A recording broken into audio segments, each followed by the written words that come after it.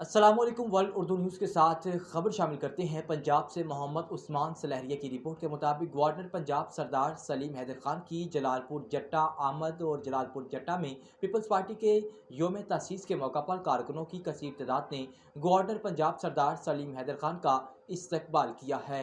Governor Punjab کی آمد پر جلال پور جٹا میں ڈول کی تھاپ اور آتش بازی کا شاندار مظاہرہ کیا گیا۔ گورنر پنجاب سردار سلیم حیدر خان نے کہا کہ جلال پور جٹا میں پیپلز پارٹی کے کامیاب یوم تاسیس پر عوام کو مبارکباد پیش کرتا ہوں۔ بلاول بھٹو زرداری سفارتی سطح پر پاکستان کا کامیاب مقدمہ جیت کر عوام کے دلوں پر چھاپ چھوڑ دی ہے۔ لوگ پیپلز پارٹی کو آنے والے الیکشنز میں ووٹ کے ذریعے بھرپور نمائندگی دیں گے۔ اتنی بڑی تعداد میں پیپلز پارٹی کے کارکنوں کو دیکھ کر مخالفین کی عقل دنگ رہ جاتی ہے۔ پیپلز پارٹی واحد جماعت ہے جس نے ملک کے لیے سب سے زیادہ قربانیاں دی۔ لاہور، اسلام آباد، اٹک، جلال پور جٹا، گجرات سمیت پورے پنجاب میں پیپلز پارٹی کو عوام کا اعتماد حاصل ہو رہا ہے۔